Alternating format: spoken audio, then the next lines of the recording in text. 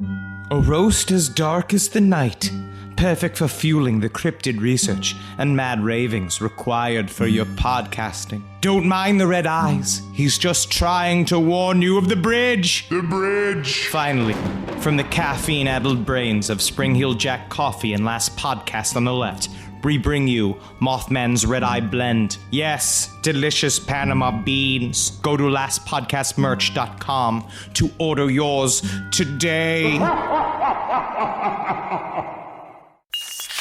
There's no place to escape to. This is the last podcast On the left. That's when the cannibalism started. What was that?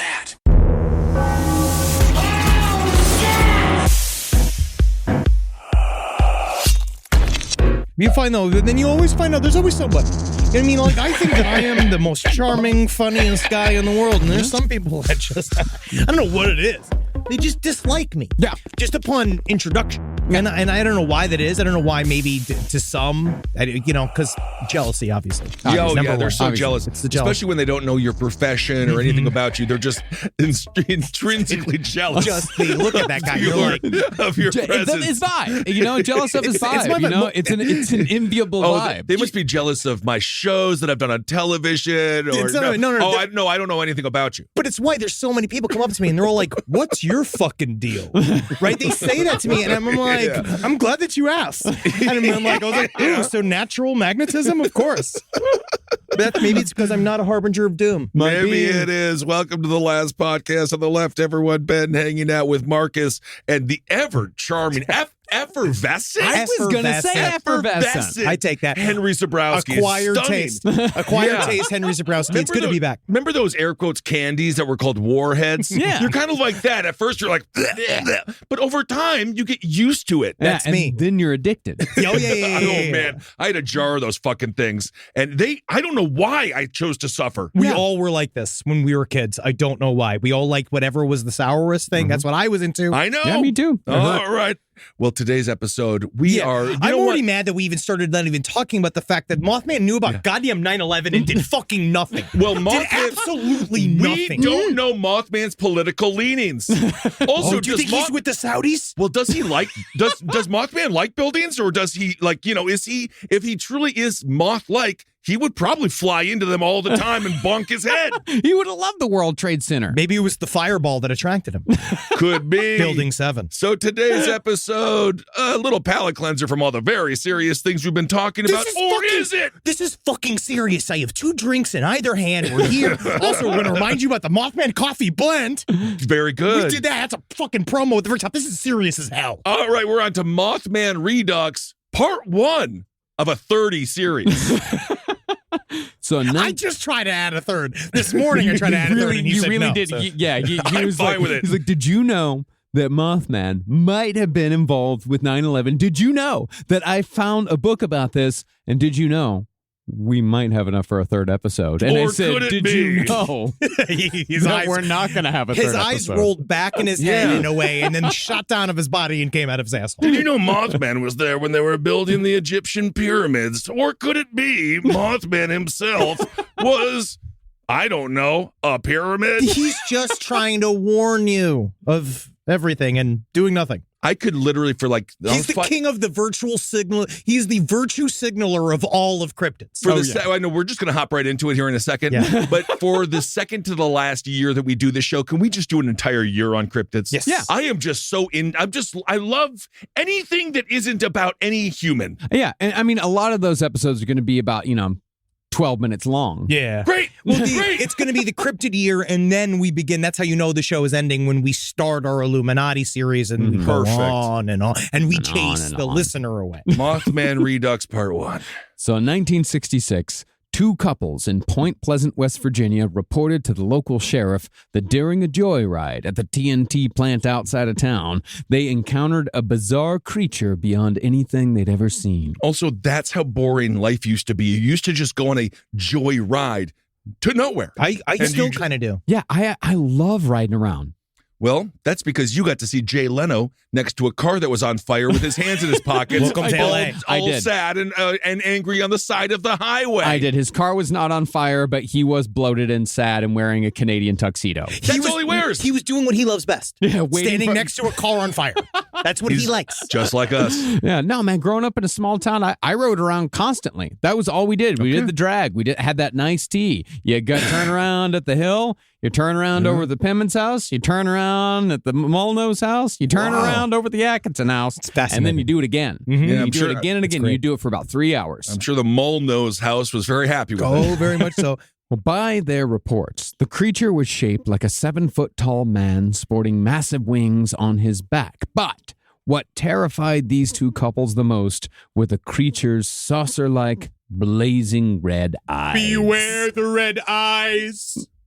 That creature, of course, was the cryptid that sits at, and I might get some pushback from this. Okay. I'm going to put this cryptid at number 4 Whoa. on the most famous Fuck you. cryptid list. Fuck that. I mean, I don't think that that's inappropriate. Well, look, here's his list. Bigfoot. Yes. Yes. Loch Ness Monster. Yes. This is the controversial one. Chupacabra. See, that's bias. No, That's bias because he's a chupacabra. No, he's a chupacabra fan. He's seen a few chupacabra or starving dogs in Texas. Yes. But I actually think that might be true. I think that Mothman is number 3. I think that Mothman is one of those bands that's like really big within the cryptid community, Yeah. but amongst the people at large, the population at large, Mothman is not big. Mothman is the Sonic Youth of cryptids. I was saying more like Husker Du. Husker Du? No. I would say the Flatwoods Monster is more the Husker Du. That's you. We got Husker Do's, we got Husker Don'ts. the Hodag. That's Husker Du. Actually, That's some people say the Wisconsin. Flatwood Monster is just the Mothman in another form. Well, the creature that sits at number 4 Okay. on our cryptid countdown is the Mothman.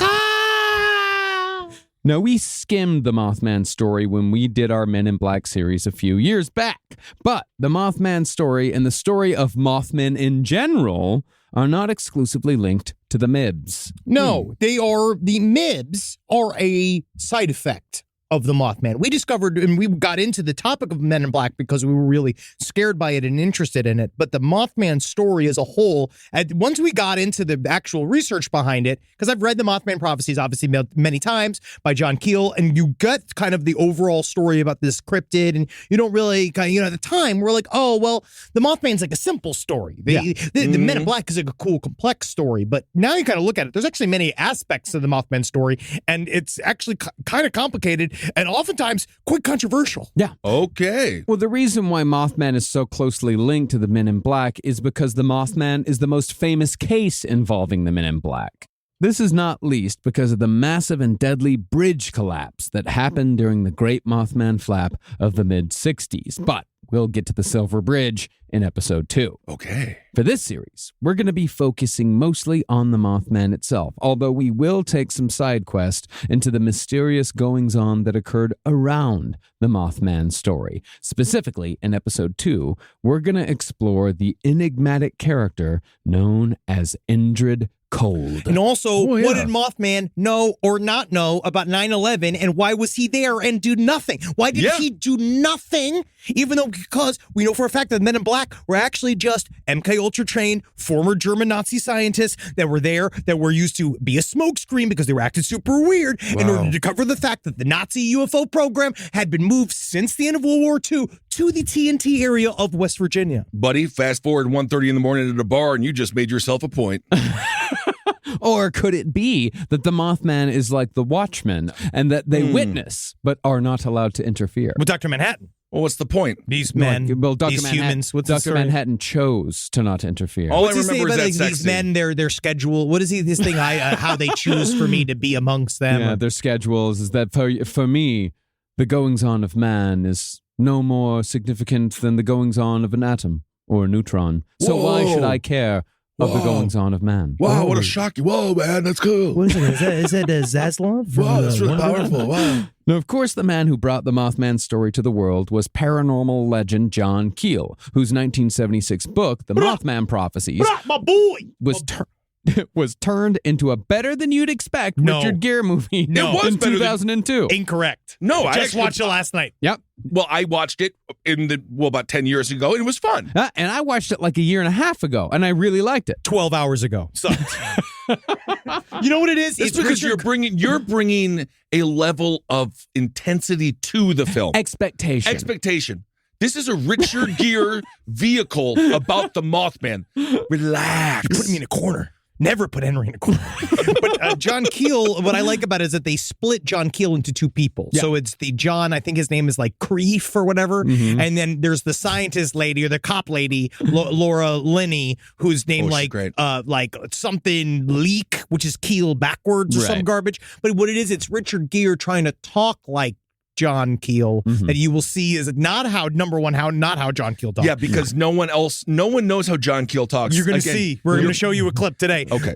But Richard Gere's going, now you know, I come down here, I'm looking at this Mothman. He's doing this weird New York accent the whole time because John Keel's from the Upper West Side. It's vaguely distracting, but the movie itself is still, the devices they use in the movie are still fun. Like when he shows up at the house and it's like, You've been here 3 times now. Yeah, that is a good thing. The whole time I was like, that's not Mothman. That's not the Mothman story I know. How do you please the audience? I don't know. Suck its dick.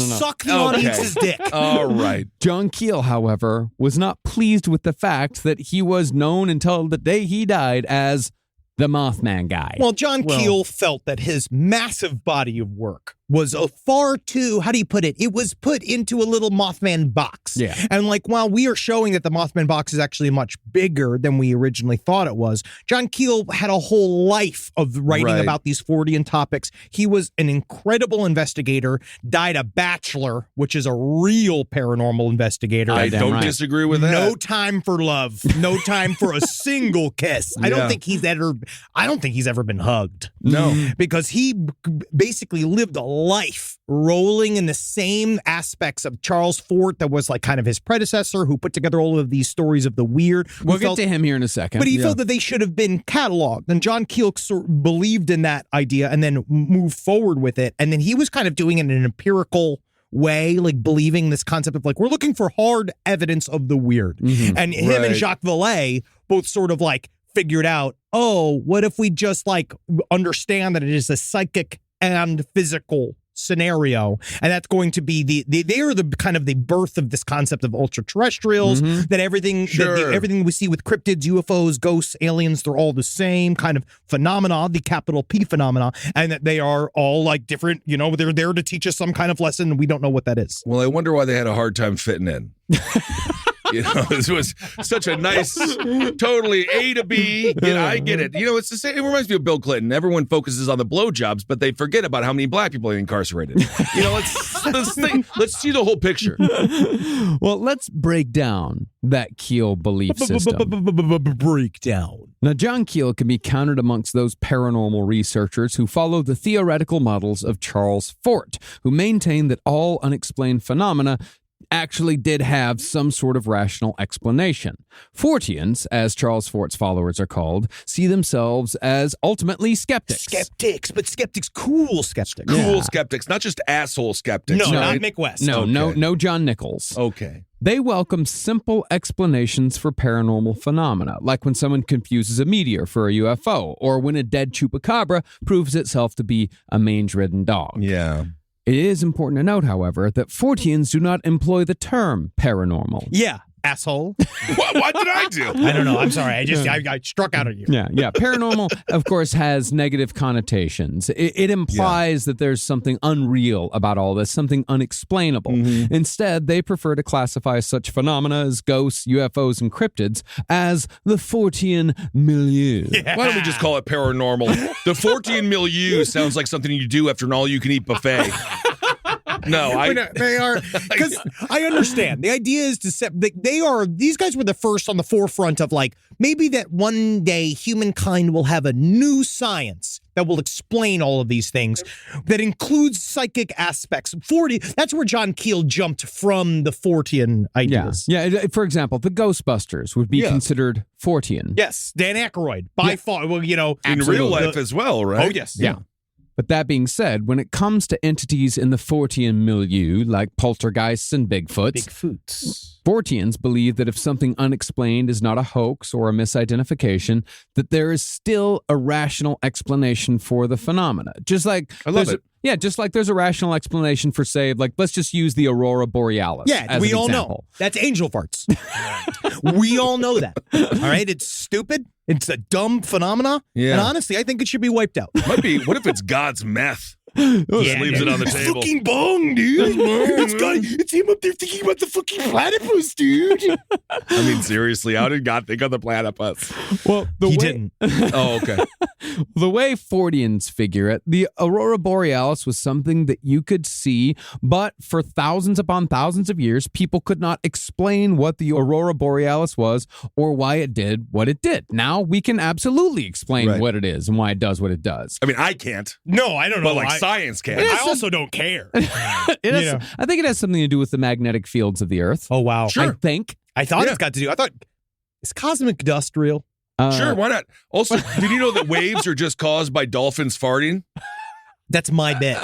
He literally, I just said that did Oreo you Bros say was that? angels fart. You No, just said the thing. Oh, no, That's I my just same said bet. farting. Did Yeah, you know? Okay, fine, I'll redo it.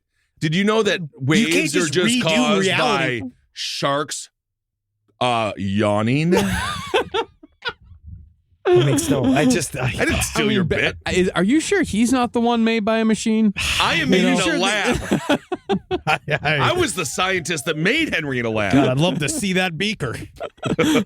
Well, to prove that this line of thinking is sound, Lauren Coleman, author of Mothman and Other Curious Encounters, he cites the oft-repeated example given by cryptozoologists when anyone tells them that cryptozoology doesn't even belong in the same building as so-called respectable zoology. Everybody's immediately offended. Yeah, just there's room for everyone. I think it's the fact that crypto is in the name Yeah, that crypto makes is... everybody upset. Everyone hates when crypto is attached to anything. It I makes you know. feel weird. I like it, though. Yeah.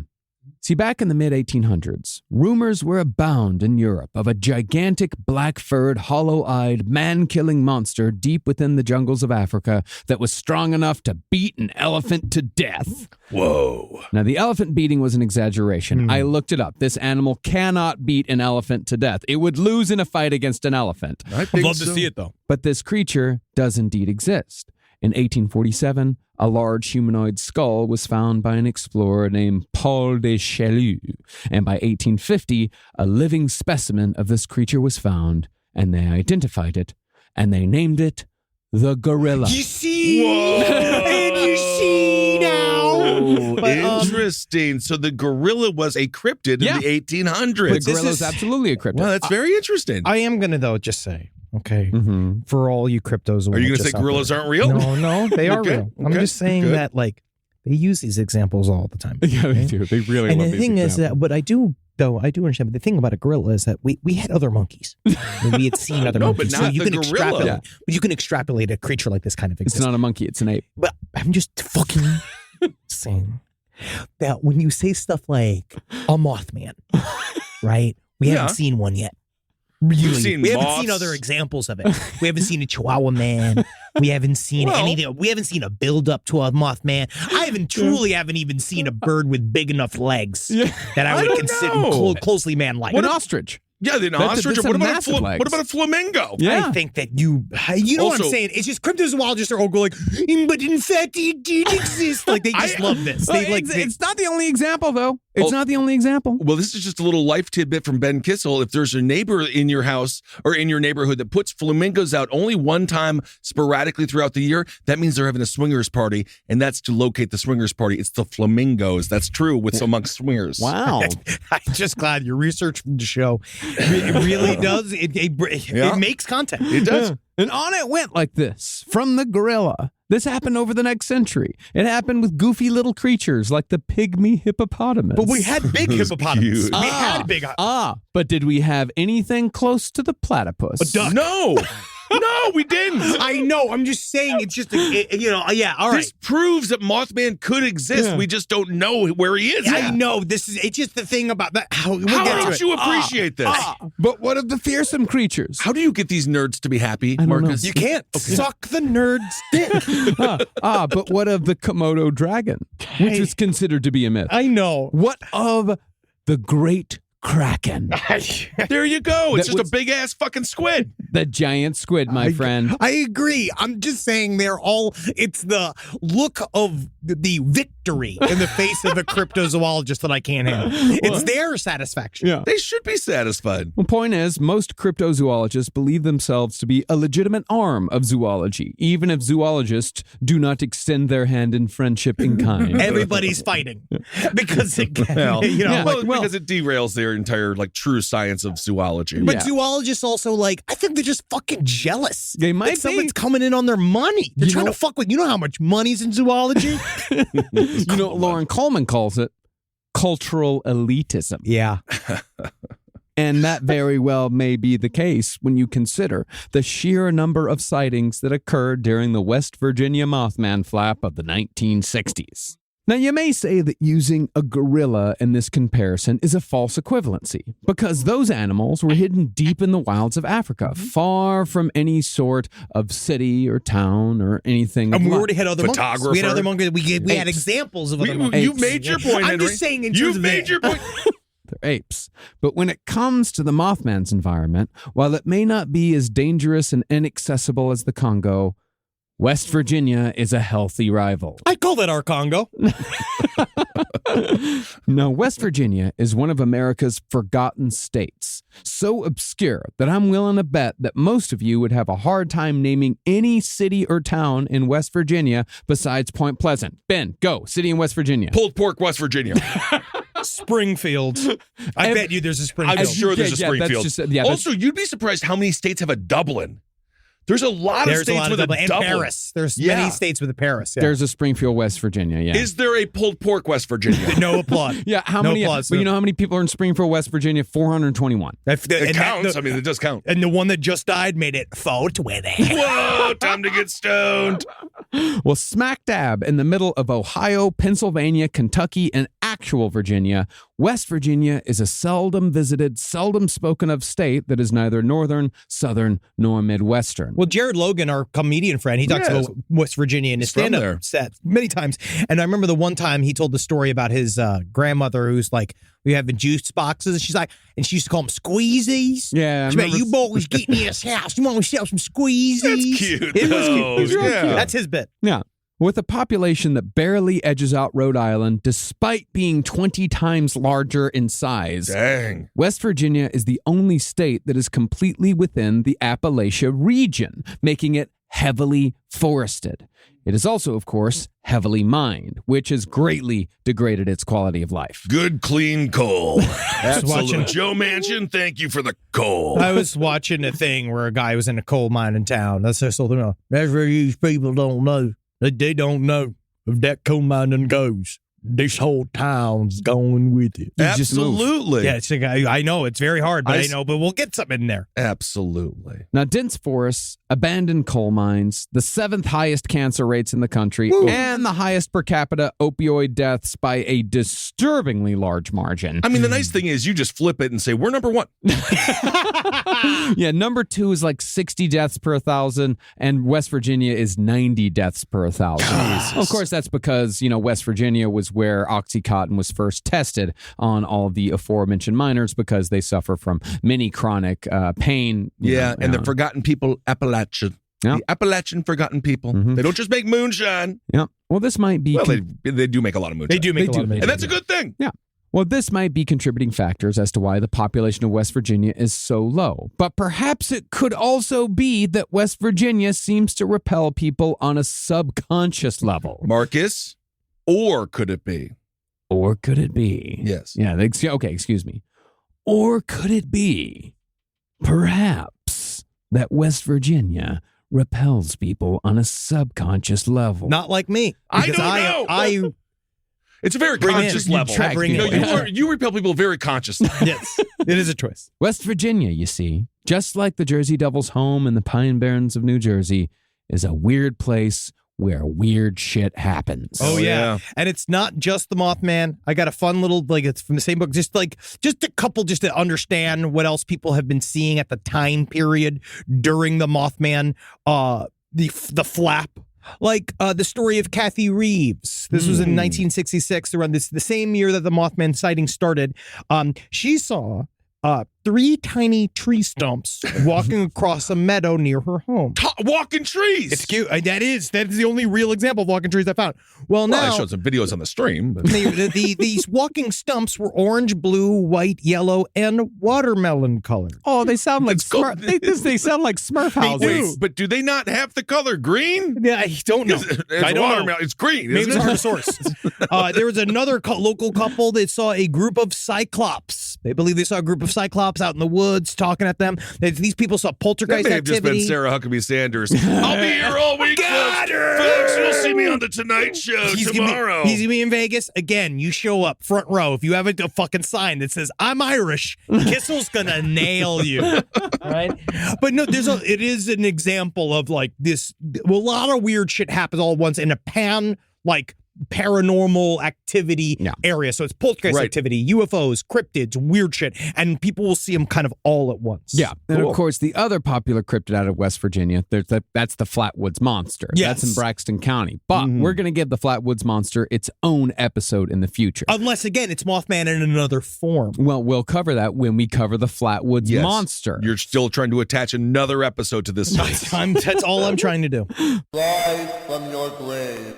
But for our Mothman series, we're going to focus on where else but the Mothman's home, Point Pleasant, which has a grisly history all its own. Ooh.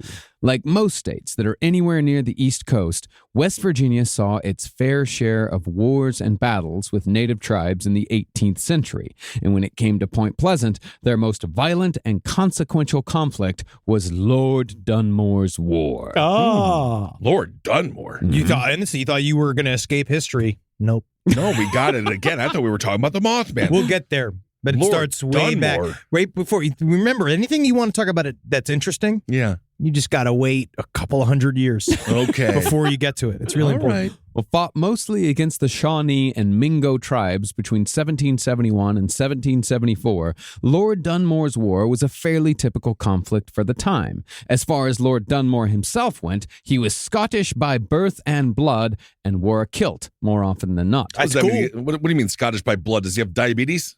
No. Scottish by blood is more like, I think it's kidney failure. Oh, from yeah, the yeah. Scotch. But also, there's something about the affectation of a man with a kilt. Yeah. That Well, is well, like, I mean, in for Scotland, him- it's great. It makes sense. Yeah, but I would say in West Virginia, it's not going to make that. It's mosquitoes. Yeah, the Oh, mosquitoes get all up in there. Your perineum is going to be all dotted up, full of bites. Your weirdly pasty knees, your weird knobby legs, just like covered in bites and soot. Ugh. Lindsey Graham calls him his ladybugs. Boy, you're really into that. I'm not into it. I just think about it all the time. You really do.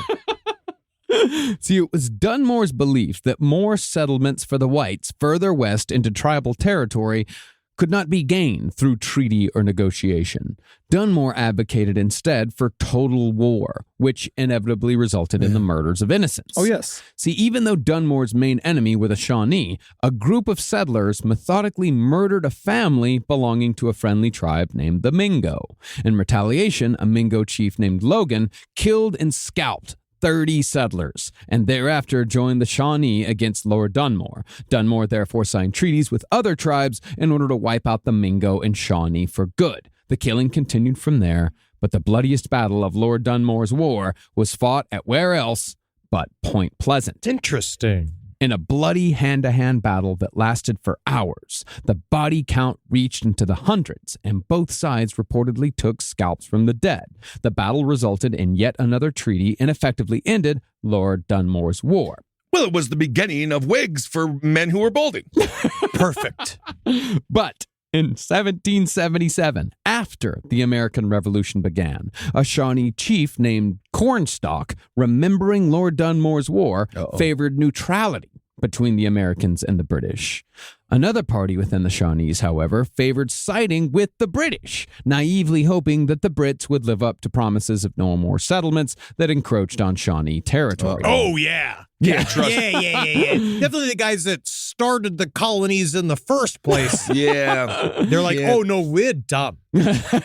Lord Dunmore. Now, the former grounds of the Battle of Point Pleasant had since become Fort Randall, and the commander, Matthew Arbuckle, decided to take any Shawnees he found as prisoners because they were leaning towards supporting the British. And you should have seen his army of cats.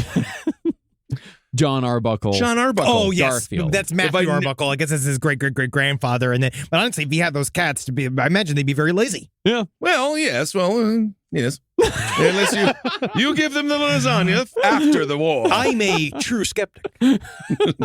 And so, Chief Cornstalk, who again favored neutrality, he arrived at Fort Randall with his young son in the spirit of friendship to ask why his fellow Shawnees were being held. Cornstalk and his son were, of course, also imprisoned. Ugh. But it all came to a head when 2 militiamen were murdered by the Shawnee.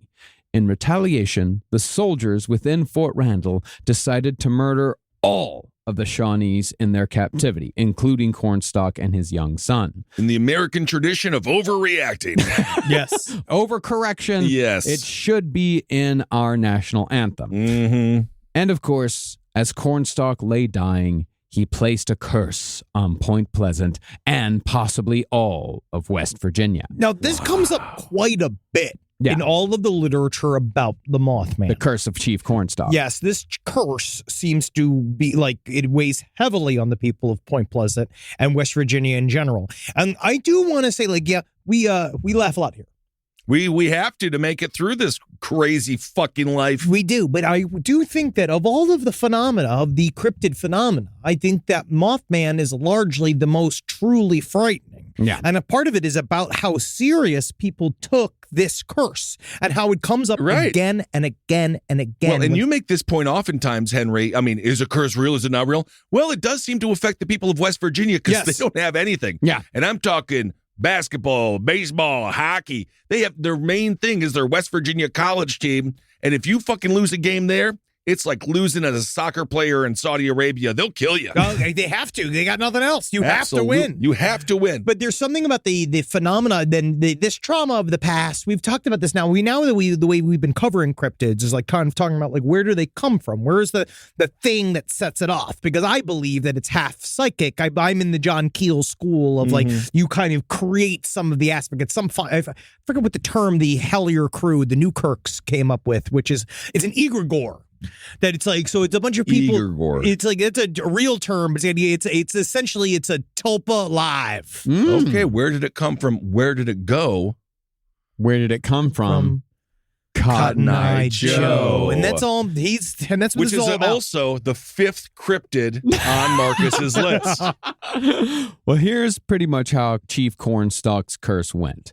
He said that in the past, he had only warred on the people of Point Pleasant in defense, and that he had refused to join their red-coated enemies. Cornstalk had come to their fort as a friend, and they had murdered him, along with his young son. You betrayed me! They did. For this, he said, the curse of the Great Spirit would rest upon their land. May it be blighted by nature. May it be blighted of its hopes. All right, now. Checks out. May the strength of its peoples be paralyzed by the stain of Cornstalk's blood. Can't we just get a lacrosse team or anything, just something to bump the tourism? And sure enough, for decades afterward, any misfortune in or around Point Pleasant was blamed on Chief Cornstalk's curse.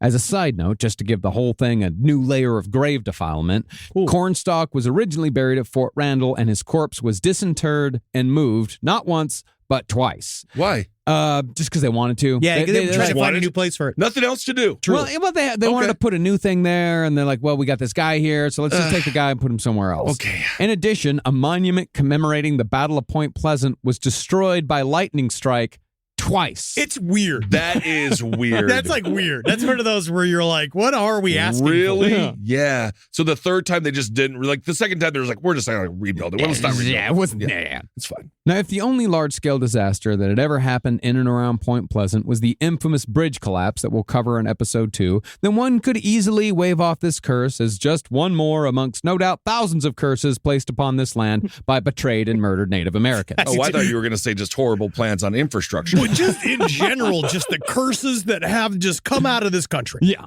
Yeah. But when you look at just what this region of West Virginia has been through over the last 150 years, it very well may be that Chief Cornstalk's curse was one of the hexes that stuck.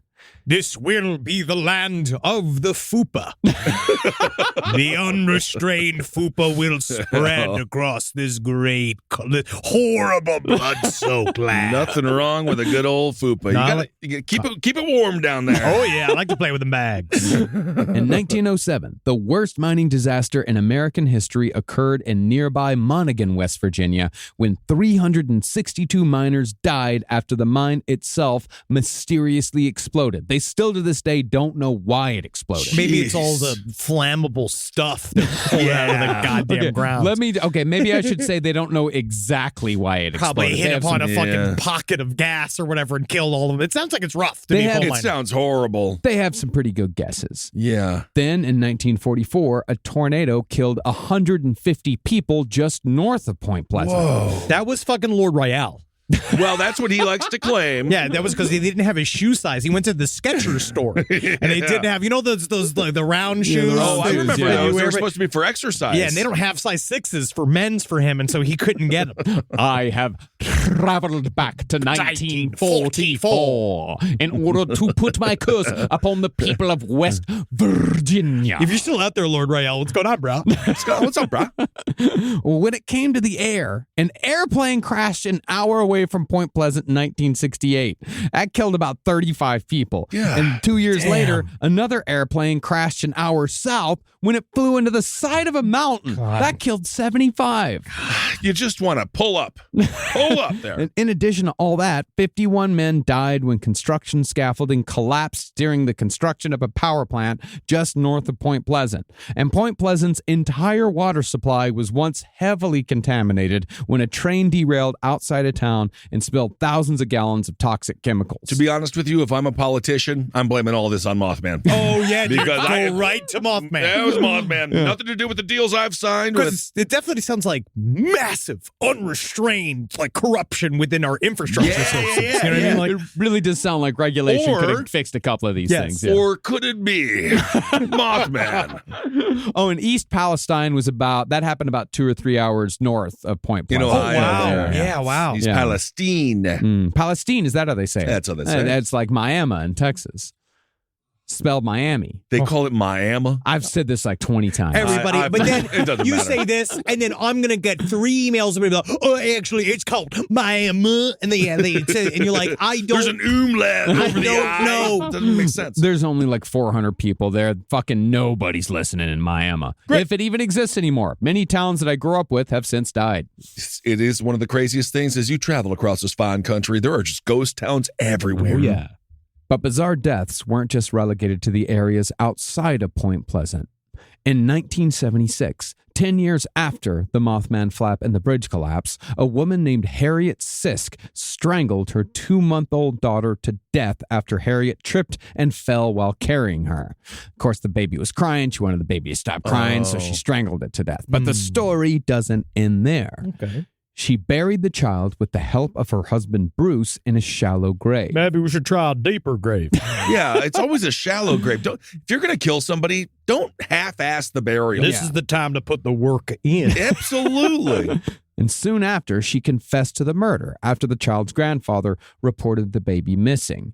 4 days after the confession, however, Bruce Sisk showed up at the county jail to fulfill a pact made with his imprisoned wife. Carrying a suitcase and a shotgun, Bruce forced his way into his wife's cell and demanded to be left alone with her. Wanting to keep a close eye on the situation. Wanted to keep a close eye on the situation. Right, Why didn't they right. just? So he just walked in and then he pulled out a shotgun out of a thing and he's been like, He just pulled out a shotgun and say, like, put me in the cell with my wife. And they kind of figured, like, all right. We better do that. yeah, I mean, it's like, that's where we want you. That's where you would have gone anyway. Honestly, I get it. Right. I've been a husband 5 times. So he was but they took the shotgun. No. They allowed him to keep the They shotgun. allowed him to keep the shotgun. This is my emotional support shotgun. Okay, well, I can't argue with that. Most importantly, they allowed him to keep the suitcase.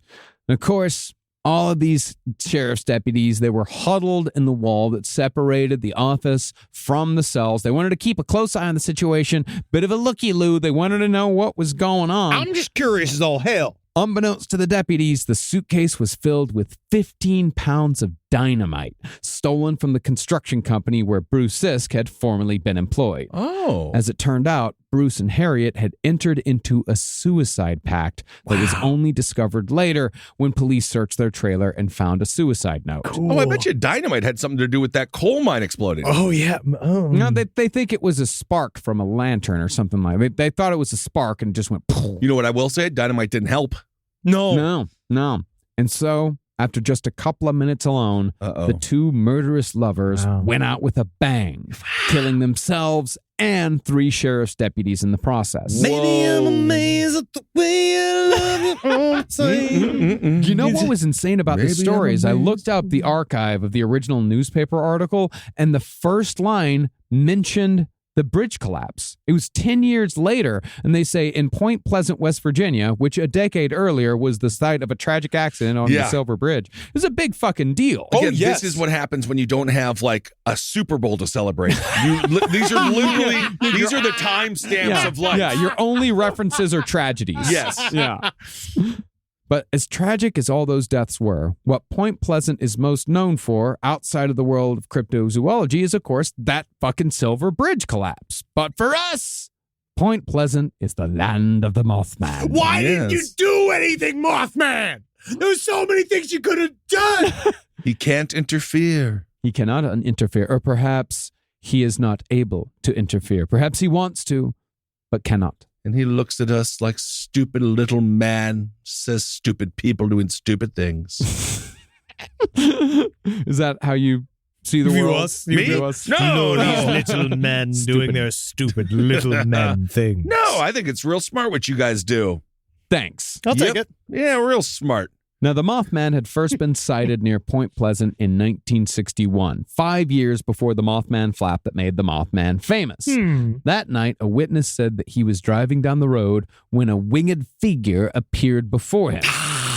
Whoa! The creature unfurled its wings, and apparently the wings spanned the entire length of the road. They were huge. Awesome. Then it took off like a bottle rocket, straight up into the sky. See, the way I view it, because the Mothman will do this move many times in these sightings. It seems that wings unfurl, but the way they always talk about it was, again, not like a bird. It looks like a bird, but a lot of them said it's closer to where they felt like a machine, where it was extending itself, and then they kind of watched it just lift up. So it doesn't go, it doesn't fly. It just does a thing where it's like slow moving, where it's just very, in a kind of like an obvious display. Yeah. Which we hear a lot of times when people talk about UFOs. Do you think he's trying to court a mate? Well, the idea, it wants to be seen. Yeah. Is there I hope he's not super lonely, the Mothman. Oh, he's extremely lonely. No one ever listens to him. Oh. Well, nothing was seen of the Mothman for 5 years, or perhaps it might be more accurate to say that nobody talked about seeing the Mothman for 5 years. 1966, however, was when the Mothman mania truly began. The story begins at an industrial waste site near Point Pleasant that was used by teenagers as the local makeout spot, a place to go parking, as us small-town folk like to put it. Yeah, and we were from, I'm actually from an Italian-American New York, so we used to call it porking. Yes, indeed. I know you did. Nothing like the smell of human waste to really turn you on when you're with your hottest chick. And it's not human waste, it is chemical waste, my friend. Oh, it's even worse. Oh, yeah. That's great. Actually, I don't know if it is worse. It is worse because it can give you cancer. Oh, yeah. Oh. You know, honestly, yeah. No one gets poo-poo. No one gets poo-poo cancer. No, as a matter of fact, you're supposed to take other people's shit and jam it inside of you to stop cancer. What? Yeah. Fecal transplant. Yeah, it's fecal like transplant. totally real, dude. It is a very fucking real thing. pervert doctors. I don't believe in a single thing. I don't want to know. Keep your uncle's shit out of my butt. I don't It's a care. real thing. You ain't putting. Oh, I spend how much on healthcare each year for you to come and put somebody else's fucking shit in my butt? This is why we're gonna die. We're gonna die yelling. Yeah. All three of us. Yelling and I put screaming. my shit in your fucking butt. There Nope, you go. I Just trying still- to help you. Just trying to help you out. I still think my last words are going to be whoop. That's great. Oh, fuck. See, back during World My War last words are gonna be deny. Yes, I do think so. Yes, Urkel. exactly. And then you're going to watch a Hoover Dam explode. It's like, whoa, shit. I He did did do do that. that. See, back during World War II, munitions plants were built all across America, and Point Pleasant was chosen as the site of a TNT factory. They got to build it somewhere. Yep. These plants were not only dangerous, but highly toxic as well. This site in particular was named one of the 10 worst polluted sites in the entire country in 1983 because it had been leaking toxic waste into Point Pleasant's groundwater for who knows how long. Maybe even since it closed in 1945, because they just closed these places up and just left them. So far, no one has said yes to a TV show. This is our travel show. We go to the most polluted places in America. I love it. Worst places in America. Yeah, that's I tried nice. to pitch this to Adult Swim a long time ago and this is true, where I wanted to do worst places in America, where it was me, Holden McNeely, and an MMA fighter that we would book. And then we would go to the worst city and go to the worst bar and the worst restaurant in the worst cities that we could find and then do that. That's nice. And then love see it. if we can make it. I love the idea. Now, exposure to all of this chemical waste can cause bitter tastes, burning eyes, and discoloration of the skin and hair. But it does not cause psychosis or hallucinations. So any Joe Nichols who might point towards groundwater contamination as a possible explanation for the Mothman flap can look for their spoilers elsewhere. I don't think it helped. No. That's the equivalent of the swamp gas type conversation. Yeah, which I could see group poisonings happening, but Sure, normally of it course. doesn't involve in this type of like extremely detailed photorealistic hallucinations. I'm not really part of that. Okay, there we go. That's science. You just burped like a cartoon walrus, by the way. It's just science. I ate a full carp on my way here, bones and all. You must have. No, on November 15th, 1966, at around 11:30 p.m., Roger and Linda Scarberry and another couple named Steve and Mary Mallet, and maybe it's probably just Mallet. I think it's Mallet. Yeah. It's West Virginia. Yeah. Just go, Mallet. They were riding around in Roger's 1957 Chevy near the disused abandoned TNT factory. I called it the finger popping wagon. There you go. What a joyride it is. See, it was considered good fun to wind around the dirt roads that connected the bunkers of the complex. But just as the couples drove past the old generator building, they saw the telltale red eyes of the Mothman on the side of the road. And I remember, I was watching a documentary called Search for the Mothman that has one of them, the original sightings, and it's just like, dadgummit, them red eyes, they weren't supposed to be there. And you're like, yeah, I believe that. yeah, it's a giant Mothman. Yeah, you're right. Absolutely. From what they could tell, the creature had gotten one of its wings caught in a guard wire, and it was trying to pull itself Son free. of a gun! Really? Damn! Like he's yelling like my father. Son of a gun! So it is a little vulnerable, kind of like Ghostface, a little screamy. Yeah, they also noticed that at the Mothman's feet was a dead dog. That dead dog will become important later. Now, from what they could estimate, the creature was nearly 7 feet tall, and its flesh was colored as that of a white man. The wings, despite... Yeah, because, you know... Yeah, I got it. I know, I yeah. We know. I understand. The wings, despite being caught on a fence, were described as angel-like and ashen, 10 feet across if they were an inch. I'm not going to tell It's his I know turn it's of a phrase. colloquialism. It just doesn't make any. Yeah, It doesn't make any sense. No, it doesn't. It's one of 10 those. feet long. If it was an inch, well, what the fuck does that mean? My therapist asked me because I realize as a tick, I say the term not to be anything You in do, terms of like not to yeah. be an asshole or whatever. And my therapist finally was like, what does that even mean? Yeah. I realized I'd just been saying it for years. I've often wondered that myself. I know when you say not to be anything, you're about to say something like an asshole. Something's coming out. Something's coming Yeah, out. so yeah, something's definitely coming out. Like, I'm not trying to offend anybody. Yeah, Yep. From there, however, the description of the Mothman gets a little less sexy than from what you might imagine. Yeah, because we always, in our minds, remember, the audience has been poisoned. Not just by, like, we sexify everything. Yeah, and sure, most of your sexy representation of Mothman that you see, a lot of times, big pectoral muscles. Oh, yeah. Cut Absolutely. abs, huge cock. We did it. Yeah, well, one of our artists did it in our first Z2 comic. There was Yes. a pinup of Sexy Mothman. Sexy Mothman. And there was a massive bulge in that banana of head. course. Massive. Really, of course, because no one really wants a 3-incher somebody you marry. Yeah. A harbinger of doom, indeed. Well, the Mothman was indeed man-like, but it had no arms, and it walked around like a penguin. That's the thing, it's all legs. So the original Mothman, so remember, when you're seeing Mothman, it doesn't have arms. But its Yeah. wings are its arms. Its wings are its arms, or a lot of times it's attached to its back, but they are, it's like cousin it with 2 big eyes.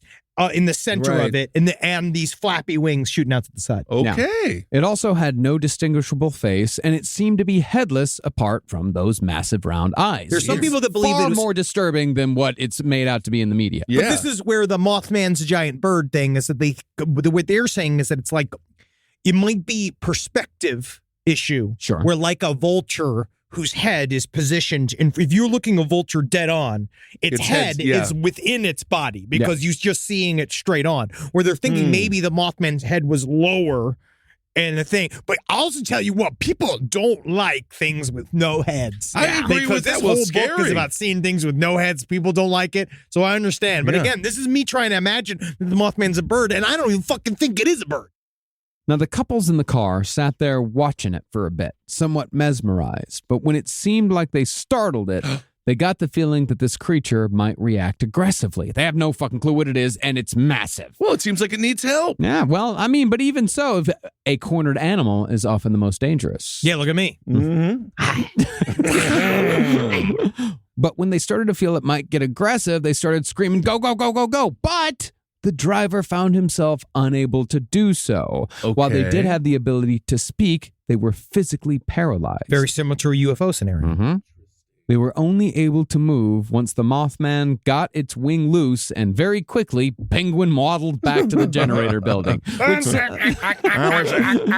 wish I didn't have to walk like this. Some believe that that's where the Mothman made its home. Oh, yeah, that man, was got the Mothman's doxed. house. I hope so. Well, once the couples were able to break free from their hypnotic state, they got out of there as fast as they could, but little did they know that the terror was just beginning.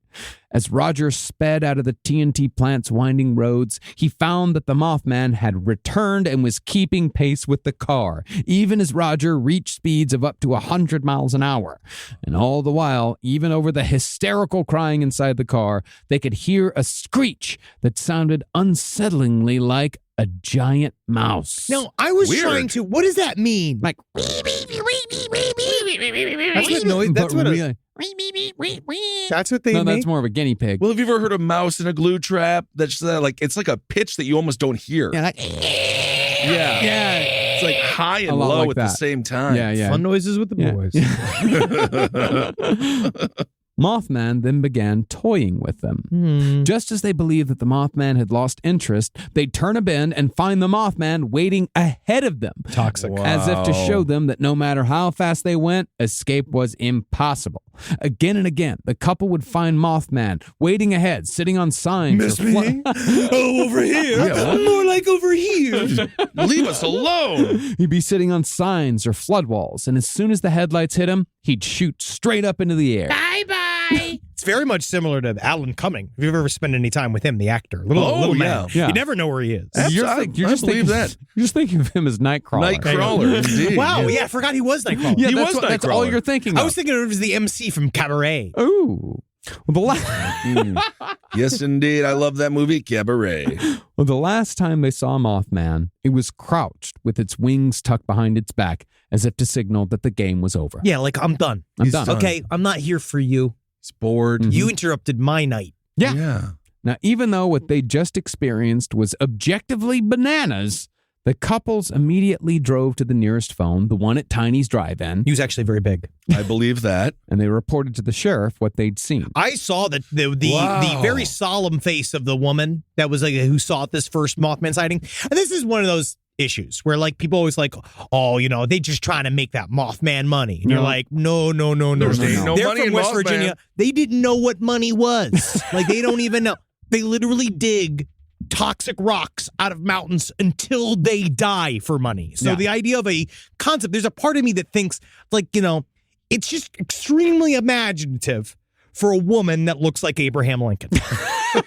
And so she's there just been like, I've never seen something so mysterious and enigmatic. And you're like, I believe it. You look like you didn't know what the fuck. But she did drop it. She's like, but I know what I saw. There and you I go. was with my husband at the time, and he was 2 fingers deep, and I can't lie. I can't lie when he's so deep inside. Yeah. Well, absolutely, you can't. You can't lie when he's up to the knuckle. No, that's the truth zone. He's using that trigger. He's using that trigger finger. It's the court of law truth zone. Give her the truth zone. Oh yeah, use me like Smith and Messon. Okay, great. Now, the sheriff did accuse the couples of being on drugs because this was, after all, 1966. But he did take them seriously enough to send some guys out to the old TNT plant. While those officers found nothing concrete, one swore that he saw shadows circling the plant. Most interestingly, the dead dog that was on the side of the road was now gone. Ooh, that was dinner. This, however, I don't think it was dinner. You don't think so? Well, I'll get to it later. I got a theory. This, however, was only the beginning of the Mothman flap. And for some reason, Mothman began to target one of the passengers from the car chase, Linda Scarberry. Now, I actually have this is a clip of John Keel talking about one of what if he believes are one of the attracting factors to a Mothman. Like what makes a Mothman riled up. And he talks about the stories that he believed there was a blood truck, like where people would go and give blood. And a blood donation mobile. Yeah. And that there was this is where this starts, where he saw, there was witnesses who said they believed that they saw a Mothman trying to attack this blood mobile, but it goes a lot farther than that. All right. And this thing hovered over the blood mobile. First they sensed it, and then they looked out the windows and looked up, and whatever it was a huge thing. And they thought that some like claw-like things were descending and going to grab the blood mobile. This is John Keel. And he drove out of there. Then there were a number of other cases that tied it in with blood. What cinched it for me was in talking to female witnesses, I would ask them about their menstrual period. And a lot of these women who claimed to have been chased in automobiles were having their menstrual period at the time. And that seemed to me to be a major clue of some sort.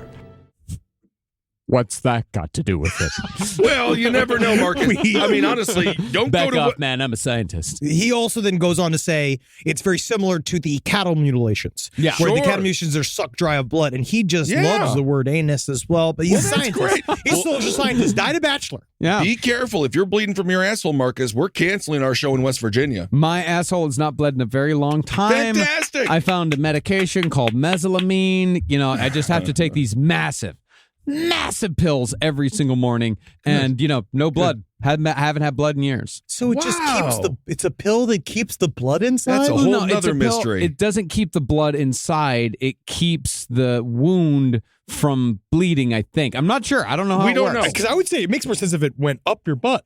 See, that Then there's it'd be like actually, a plug. There's actually two ways that you can do it. I did use the suppository for a little while, but the thing is about suppositories is that like it actually gets tedious after a little while. Shoving stuff up your asshole. Shoving something up your asshole every single day. Yeah, it gets tedious. Yeah, I call it I tedious. would say so. Yeah. I mean, you're not. if it's not a vibrator and you're not like on vacation on your anniversary. Sure. Yeah, I mean, it gets to be tedious. Yeah, and finally I just asked my gastroenterologist, she's like, isn't there like a pill or something? And she's like, oh yeah, absolutely. I just thought you liked it. just go right to that. I would. Why didn't you just give me the pill in the first place? Well, she knew you were going to have fun with the asshole. Yeah. It's because you used to sit on that cone, that parking cone. Just bring it around wherever you went. She's like, well, the suppositories work better. And it's like, well, start me on the pills. Yeah. And if the pills don't work, then on. let's kick it up a notch. Well, this is actually going to be great when you go to prison and you have to deliver the most important message to the mafia boss. You can suitcase like a motherfucker. You'll be able to get that right up in there. Yeah, well, it's fine. Okay, traumatized. Let's move on. But maybe it was her menstruation. Yes, it was so the menstruation. Now, the Mothman, is he mosquito-ish? Does he need others' blood to survive? I don't think so. Well, okay. I mean, there is a local legend that is vampiric, but we'll get to that later. Rise from your grave. Now, Linda Scarberry became one of John Keel's go-to interviewees when it came to his Mothman research, and some people therefore suggest that Keel's influence may have colored Linda's perspective. I mean, he's probably the only person calling her, right? No. I just want to say it's just been so nice to be a part of this Mothman experience with you. It's just so good. If you want to come by anytime, obviously I got a lot of time in my hands. Yeah, you're lonely. I just don't really Yeah. because these walking stumps They don't follow themselves. No, they don't. It's up to you, Keel. God, I just could use a little kiss. I know. It's A sad. tiny little one. I'd imagine he got one or two like long hugs from Linda after some visits. I'm sure he did. It's just hard to be a man who's saddled with the truth. Exactly. But even so, Linda did believe that the Mothman haunted her for quite a while after that first night. About a month after the chase, Linda said that she saw the Mothman sitting on the roof of her house with its arms, legs, and wings folded around itself, which is interesting because when she first saw the Mothman, there were no arms or legs. Oh. Shape-shifting. Oh, yes. That makes sense. Shape-shifting. Neutrinos. Yeah. We're talking about neutrinos with Bigfoot. This is all tied in. Mm-hmm. Mothman was looking at her through the window, but Linda said that the Mothman did not seem threatening. Linda felt that he was trying to communicate something, but even though he was not threatening, it was still a Mothman, and she was too scared to understand the message that he was trying to give to her. Will let me flirt. It's just you're scary. The bridge. Yeah, it's just real scary. Well, again, if the guy's just screwing about the bridge all the time, you're just like, just fucking, again, let's just get to know me. Ask me questions. Why the Absolutely. bridge? When the bridge? Absolutely. And What of course, the bridge? and Which bridge? where? And of course, where? Yes. Linda also said that she and many others started seeing UFOs in the area after her experiences with the Mothman. Interesting. Although her UFO experience was one of the more unique ones. She said that her UFO looked like a blooming rose of many colors. That's cool. Yeah, It's fucking psychedelic. Yeah, it's very psychedelic. She said it was brighter and more brilliant than anything she'd ever seen. More colors than colors, if you get my meaning. Yeah, Well, dude. I am actually going to channel the sheriff here. Was she on drugs? I feel like she could have been on toxic TNT fumes. Yeah. Now, Linda said that she knew of at least 40 people who also saw the Mothman during the 13-month flap. Oh, yeah. And a lot of those people saw him more than once. From this, she believed that there may have been, in fact, many Mothmen. The concept of birdmen as a whole is a big part of cryptozoology and this, whatever you call this, cryptid world. There's a lot of birdmen out there. John Keel believes that there was at least, he said he recorded himself 100 sightings of the Mothman, and his view was that meant there must have been at least 3 or 4 times that amount of people who had actually seen the Mothman. The number I heard was 1,000. I mean, it's got, you can say Now, anything. you know what I heard? What I heard was you can literally say anything, any amount. I do kind of now think that someone had just said anything. Yeah, you can. Yeah. It's what's great about it. It's amazing. But by Linda's estimation, and this is an interpretation I'm willing to accept, the Mothman. So it's your interpretation of her estimation. It's my. This is solid evidence. Science. It is my interpretation of her estimation. Yes, the Mothman had no ill intent, nor did it do anyone any harm. No. Really, all it did was scare the hell out of people. It's just its nature. Now, Linda did go a bit far when she was interviewed by author Donnie Sargent, who wrote another Mothman book called Mothman, The Facts Behind the Legend. There's so many Mothman books. Yeah. Yeah, I think isn't there one called Mothman Evil Incarnate? Oh, yeah. I have that one. I have the other one who is Mothman Speaks. There's the Mothman's Photographer 1 through 3. Wow. There's like a bunch of different, you got the John Keel Mothman books. It's there's a lot of literature. Yeah. Okay. The Mothman's Wife. I got both. The girl with the Mothman tattoo. I just bought that. Yeah, I love that one. See, as I said earlier, Linda had gotten quite close to John Keel over the years, and she therefore got pretty deep into the part of the Mothman storyline involving the Men in Black. Linda believed that the Mothman was actually used as a distraction from various Men in Black activities in the area. Specifically, she believed that there was a secret plan by the Men in Black to whisk children away and quote-unquote shape their minds. Oh my God. But I know for a fact that Men in Black were actually the smokescreen. They were the ones there, again, former Nazi scientists that had their brains broken by MK Ultra training. And now they're there to distract everyone while the Mothman trying to warn everybody that he wasn't there about the bridge. He was there about the Nazi UFO program in West Virginia. So she thought they were just whisking kids away to change their brains. Isn't that the military? Isn't that what they do when they go to your high school and be like, hey, you can get out of class. All you got to do is give us your life. But Henry, you say so much about the Nazis. You say so much about UFOs. But Linda Scarberry has a much different interpretation. She claimed that a man in black appeared in her daughter's room when the child was just 5 years old. And the only reason why the MIB didn't take the baby was because There was a crucifix in the room, so there's also that to consider when listening to Linda Scarberry. It's nothing but facts. Honestly, every first date in West Virginia. We just had it. But maybe because all this sounded so crazy, Linda was reluctant to discuss Mothman with anyone except for the professional paranormal and Fortean investigators who came to interview her. The truly trustworthy men. Because everyone in Point Pleasant, despite their recent embrace of the phenomenon, which I find to be a bit hypocritical, they made fun of her for talking about the Mothman. What seems to be sort of a self-protective measure, where you're sitting there and you're like, I can't even believe she believed in the Mothman. Meanwhile, all night they're just like, sitting scared, being like, is that his red eyes? Is that his red eyes? Absolutely. I mean, it's too scary to believe in. Mm-hmm. Linda actually just wanted everyone to leave the Mothman alone. Because if the Mothman wanted to harm anyone, it would have done so already. Absolutely. I mean, at the same time, Mothman chased a bunch of people driving. That's very irresponsible of the Mothman. Well, it's kind of fun, though, as well. He's just much like dogs will chase a car. He's still just an animal. He wants to have a good time. He won't even know what to do if he gets a hold of it. No, he wouldn't. And I'll also get into maybe why, the rational why, as to Mothman's chasing of cars. That's all I seek. But here's the most mysterious thing about Linda Scarberry's experience with the Mothman. Donnie Sargent asked her if there were any details about the Mothman that she had never shared publicly, never shared with anyone. And she said, yes, and she never will. Oh, baby. She about to have a couple of moth kids.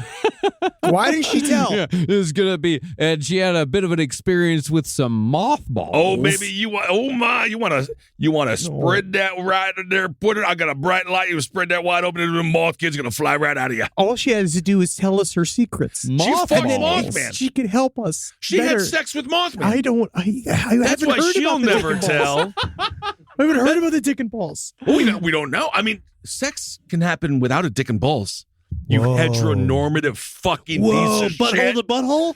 However you want to do it. Elbow to elbow? You know what? That's the thing, Henry, is if butthole to butthole does exist, then that means that you had sex with your dog the other night. Oh my goodness. You farted in Wendy's butthole, but we don't talk. Also, you may have just saved her life. When we were talking, put my shit in her shit. You put your shit in her shit because she was having some tummy issues, and you're a steel trap. We are, yeah, we were butthole to butthole, but not. I had pants on. Yeah, and for more details about that, go watch the archives of Laugh Stream on the left. Thank you. Yes, last stream on the left. I was wearing pants. I know. Now, just after the chase scene at the TNT plant, the story of this mysterious flying creature got picked up by a paper in Ohio. The copy editor was a big fan of the Batman TV show, but since he couldn't call the creature Batman, he decided the next best thing with wings was a moth, hence Mothman. Because Okay. Mothman is also it's great branding. It is. A moth is creepy in its way because we don't know what they do. And they're slow. But Yeah. also neutral. Like when I see a Yes. moth, I Yeah. don't really freak out. Mosquitoes, you hate them. the mosquitoes. Flies are like, can you stop? But a moth, you're like, all right. Well, No, it's it'll eat your shit, though. cute. It'll eat your clothes. I hate moths. Do you? they're kind of creepy. Yeah, when I was a kid, I had a moth infestation in my room for some reason or another. And when I would go to sleep at night, I was the warmest thing in the room. So the moths kept pinking me on the head all night long. They Right. just Well, pink me Marcus, and pink we me and don't pink me. know all of your past trauma before we start talking. So Yeah, we don't have know to take what that would into turn out to be. consideration. Huge it's thing. just- I don't I'm just know. saying. Did anyone else, were any other rooms in your home that it wasn't fully? You had all like a ceiling and stuff. Yeah. Yeah, and then Yeah, he was any other rooms have moths? We all grew up middle class. Yeah, I had a yeah. ceiling. yeah. Yeah, Yeah. he wasn't he wasn't But in the any barn. other rooms in the house have moths? No, just yours. Okay. So no. It was I just think it might have been his activity, and God knows we had it under the bed. he had a gremlin outside his window and a bunch of moths in his room and Ted Bundy pictures on the wall. I wonder why your parents were worried. Yeah, they're just being like, I don't know if he's going to grow up to take over the ranch. They gave up that dream long ago. Yeah, just Yeah. something with Marcus as he's just licking rocks. I just don't know if he's going to be the rancher I boy we don't know needed. if he's going to be in charge of the land. You know what's nice? Me and my mother used to go rock collecting together. It's really sweet. Yeah, it really is. Yeah. No, I'm connecting with him. I'm not making him Thank weak. God. I'm connecting with him. Thank God your parents were exactly who they are. Very proud. Yes. Wonderful people. I love them. But that's the interesting thing about Mothman is that it was not the people who named the creature. It was an editorial decision. That what is Batman- interesting. It's the same thing. It's very funny. That's like, get me pictures of the Spider-Man. Yeah, that is interesting, though. Now, of course, the people involved with the first encounter became a laughingstock, and I'm sure they spent the next weeks, months, and years yelling, "I know what I saw." And what's the point of just laughing at it? I feel like people like this this is why life is fun. That's why it's fun. Yeah, but that's the thing is that some people take the fun and they turn into their own fun, and their own fun is really mean. Like, hey, Linda, you seen any Mothman this today? Oh, that's Let me true. guess, Linda, you're menstruating. You know how them moles come around when you got them blood panty. But even with the ridicule that came to Linda and the rest, more and more people began reporting encounters with the Mothman. On the same night as the first encounter, a man named Newell Partridge was 90 miles away, relaxing with his dog Bandit while watching TV. Oh. Suddenly, the TV switched off and Bandit went nuts. Newell went outside with a flashlight, only to find two large red eyes staring back. Don't mind the red eyes. Bandit leapt to attack whatever it was, but both the Mothman and Bandit disappeared. Bandit paid for his overeager response and was never seen again. But I like to think that Newell Partridge was a mean old man who didn't treat Bandit as he should have been treated, and that the dead dog that was seen on the side of the road, that was Mothman's dog. And Mothman was sad because his dog had died. And so Mothman was just replacing his dog with a new dog that needed rescuing. Don't and chatter Bandit this. was No, Mothman's best friend from that day forward. Just let him have it. That's conjecture. Yeah, let him just have it. That's conjecture. He's allowed to. I He also- wrote the script. I think that the only thing that Newell was remotely close to nice to was that dog. He might have been, but I'm just saying, let him have this. This allows Marcus to exist. I imagine the Mothman to be a friendly character in my mind. We've all established I do he's too. neutral at worst. Yeah. I don't think he's a blood-eating, he's not a blood-drinking monster. Yeah. He's not a monster. He is a psychic phenomena that is becoming physical because it is a collective unconscious response Yeah. to a possible gigantic tragedy But happening. he Yeah. ate Bandit, Yeah. and he ate No, that he other didn't. dog. No, Yo, just- he did. No, just think of Mothman with a little dog named Bandit. I mean, that's cute. Yeah, but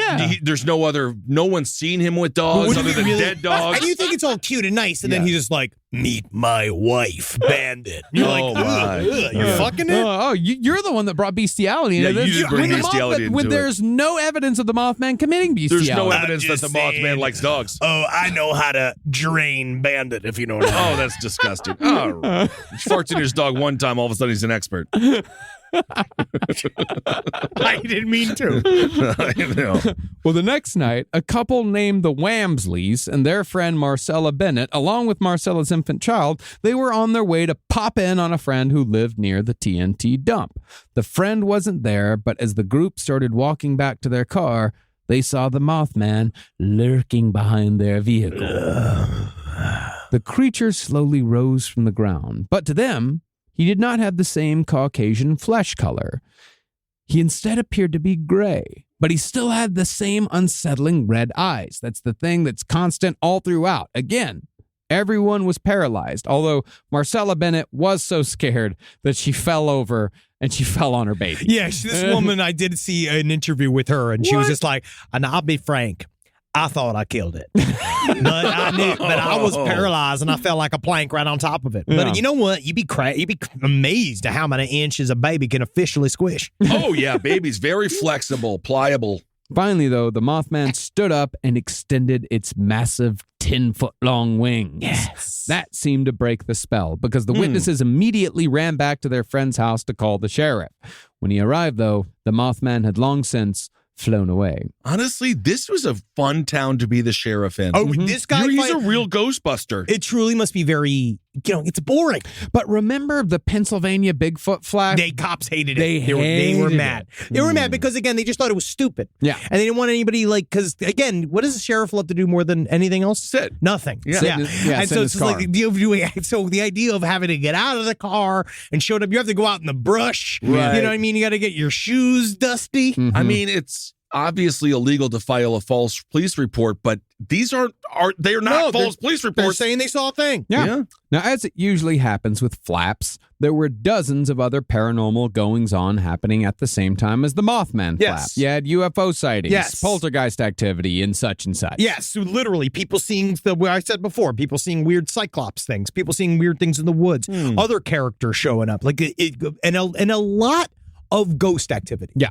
But the Mothman sightings themselves were curiously inconsistent, although I want to make it clear that I don't say that with a skeptical tone.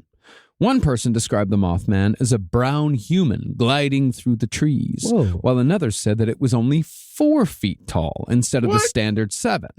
But while the height changed, this is interesting, the 10-foot wingspan always stayed the same. I do think it's because it's a number that people can choose to try to explain that it had very big wings. Because, again, scientifically, if it was a big fucking bird and it had the body of a human, the wings would need to be like 30 feet long for it to fly. But on the other hand, I did pose this question to you earlier. I wonder if the people that made those calculations took into account the fact that a bird's bones are hollow. I was going to say that. I don't know. I don't know if they are insufferable pricks. I don't know. But that's why a bird is a little bit lighter. Well, still others said that it wasn't bird-like at all, but it was more of a flying humanoid. Some people that saw the Mothman flying around Tiny's drive-in, they said that it had like legs dangling down off the side of it like it was on the Batman ride. Yeah. Oh my goodness. Like when you used to get toys as a kid and their legs would start to fall when you would fly with them. I used to tape them so they didn't fall down. I was very precious with my toys. As you should have.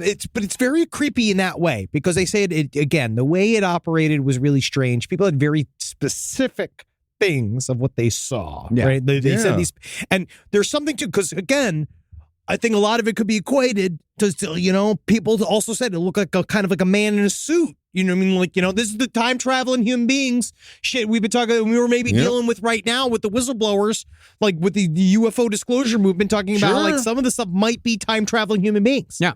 I thought you were going to say it might have been all the opioids.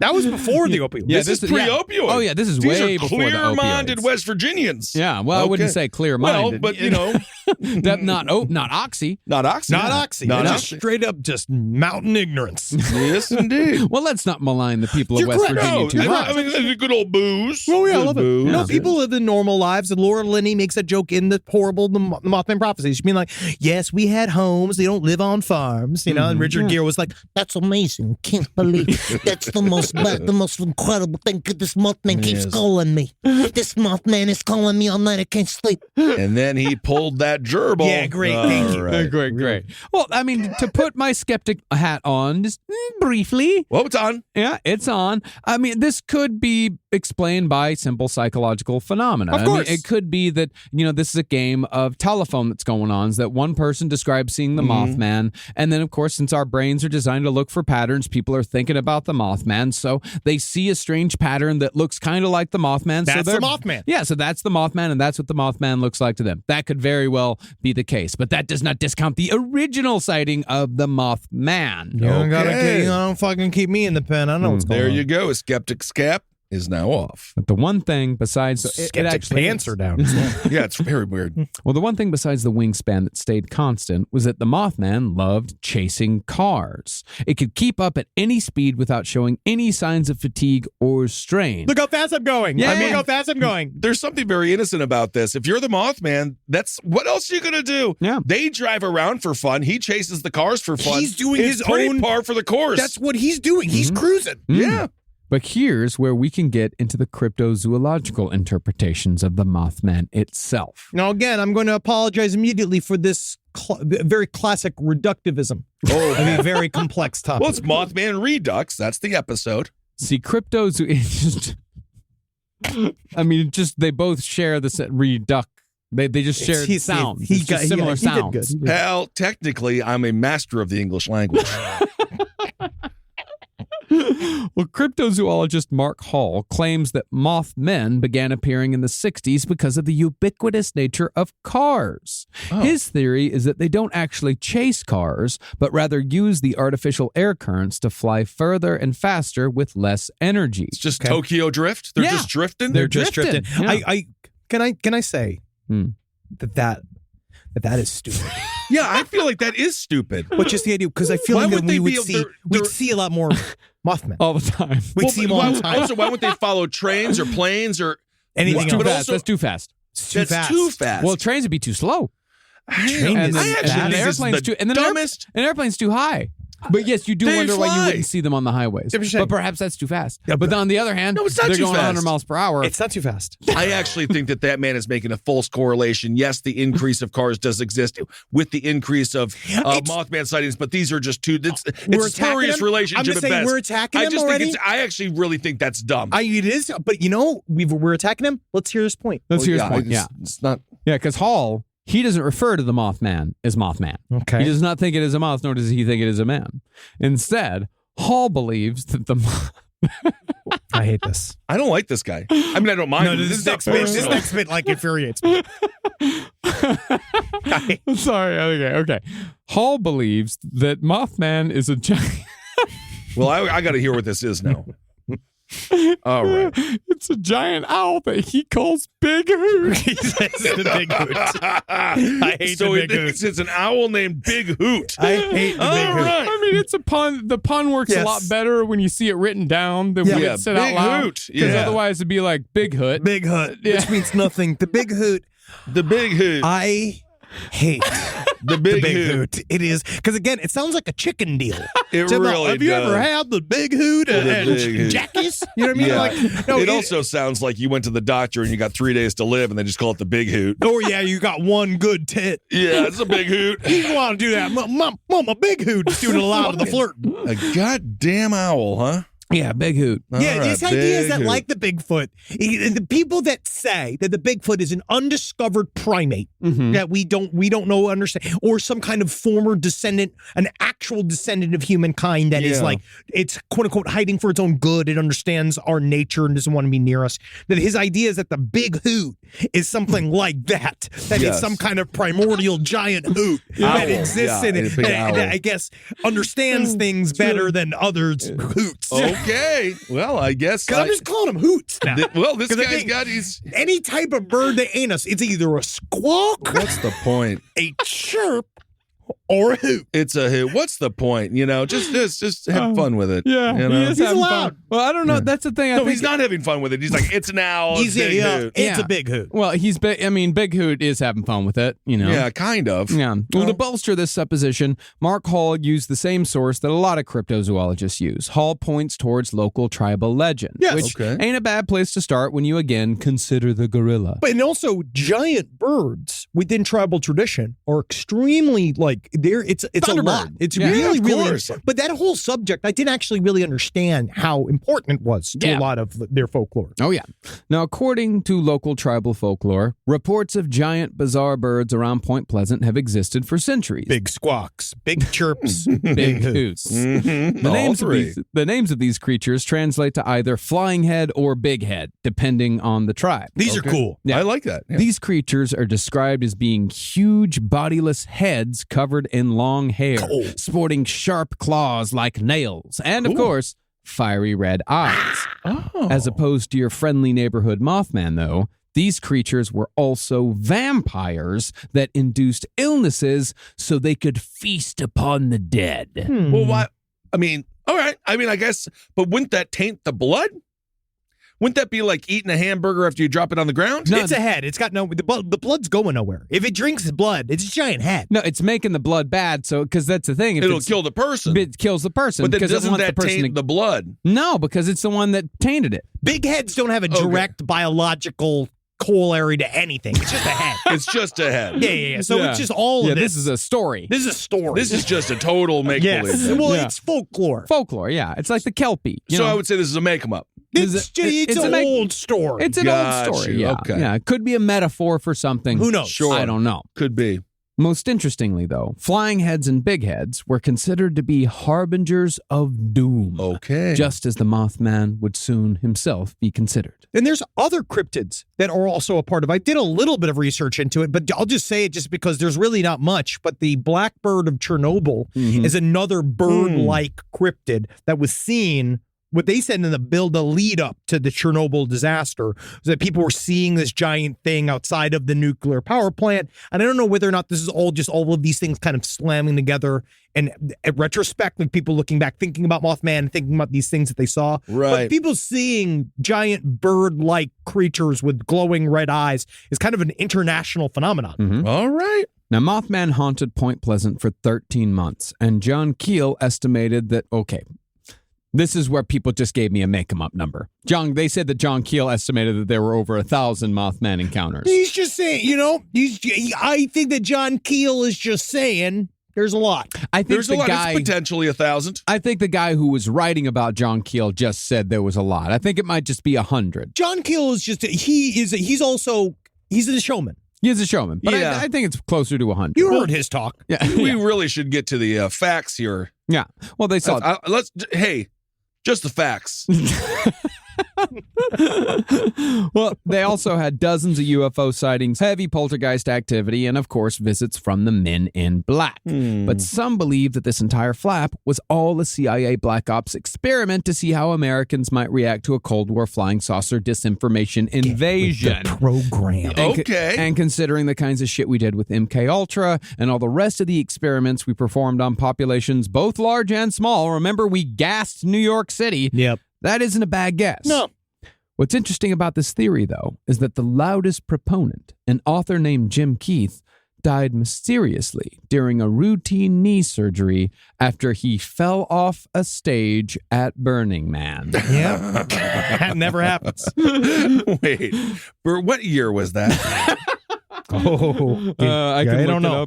And that is Burning only that Man. thing about this. There's other things too. David Grabius, right, who's the director of the Search for Mothman documentary. Yeah. He was supposed to go to interview John Keel in Point Pleasant for his 2002 documentary, right? Yeah. And they were going to fly Keel from his Manhattan home to West Virginia Wow. to do the taping, right? But guess what? He didn't make that flight. He didn't go because his flight was canceled because the day he was supposed to fly, September 11th, 2001. So yes, again, spurious. But what would be, and then how do you, and then you got to do it. So what does that mean? So what's the 9/11. combo? I know 9/11, Mothman, guy was going to interview John Keel. Coincidences? Coincidences. Okay, great. So you're saying it's a coincidence? Are there any coincidences? I think there's actually a strange amount of coincidences.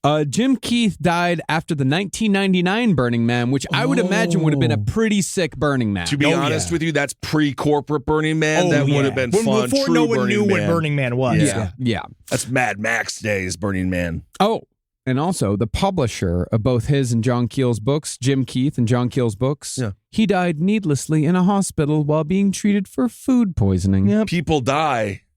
There's no such thing as coincidences, not in this life. No. It's just so wrong. Everything happens for a reason.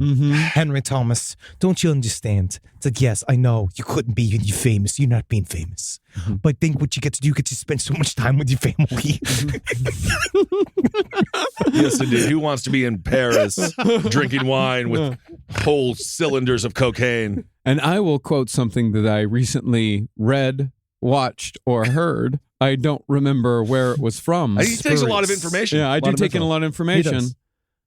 I believe in coincidences, but I don't trust coincidences. Thank you.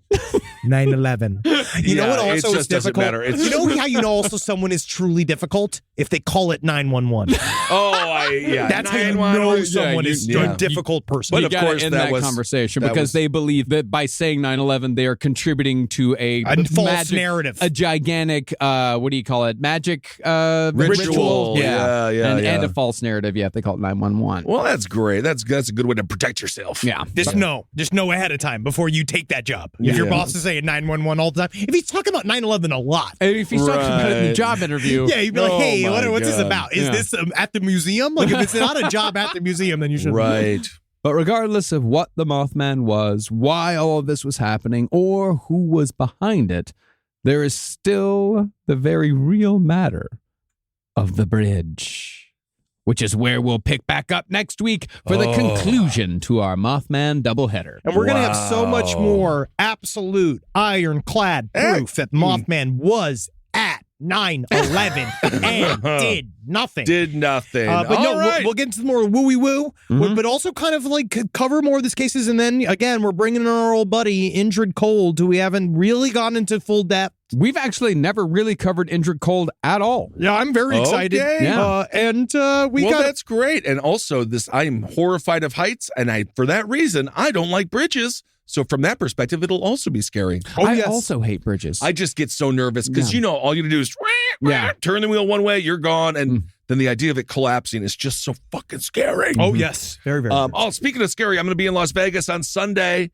So come and check me out on Wise Guys Comedy Club. That'll be July, I would think, what is it, 23rd or something? Yes, I believe so. Yeah, just look at the Sunday after July 20th. If you're listening to this 5 years from now, I'm not there. No. So that's why I always feel weird, like plug, because he's lived forever. But it's good to do. It's good to plug for now, because then the audience can see a time capsule of what our lives were like before everything went wrong. Yes. But then we have, we're supposed to be doing a panel. You've already seen us if you're at Comic-Con, San Diego Comic-Con. We did a panel this morning. If I'm there, it means SAG allowed me to go. I'm currently pending, trying to find out whether or not they're going to let me go. The only thing scabby on me is my knees after a fun weekend, because we are not going to be breaking none of them picket lines. No, man, we do Fuck not. those studio execs. I am not a fucking scab. We fuck the studio execs. I don't want to help them a one bit. Yep. Fuck Universal. Please share the photo. Unbelievable. Please share the photo of the trees that Universal Studios cut to deprive the strikers of their shade. And by the way, those trees were owned by the city of Los Angeles. They were not owned by Universal. They did that on purpose in order to break the strike. Fuck them. Fuck every single one of them. Unions forever. Unions forever. Petty pieces of shit. But and then with that energy, join us next week for our subathon. We're doing for LPN TV presents The Grindhouse. And what we're doing is a full-on parody of everybody's favorite show from the mid-90s to the fucking the 2000s. Eric it was Nies, 96 baby. to 2003, The Grind. We're going to be debuting some pilots of our new Twitch shows. And Do we have Daisy Fuentes? No, we don't. Her life is going far too well to come participate. Well, that's good. I'm actually happy she's doing great. We are actually going to have a bunch of guests, special guests, new shows, and we are doing that twitch.tv/Last Podcast Network from 10 to 10, July 29th. Come and check us out. It's free to do so, but we're looking for your sub because we're trying to build our own fucking shit over here. Awesome. All right, everyone. Thank you so much for listening, and thanks for listening to all the shows here on the Last Podcast Network and our little serious shows that we do on Mondays and Tuesdays. Okay, hail yourselves. Hail Satan. Again. The Ghost of Legends. Hail me.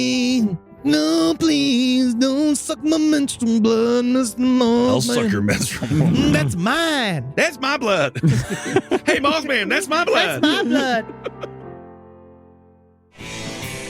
This show is made possible by listeners like you.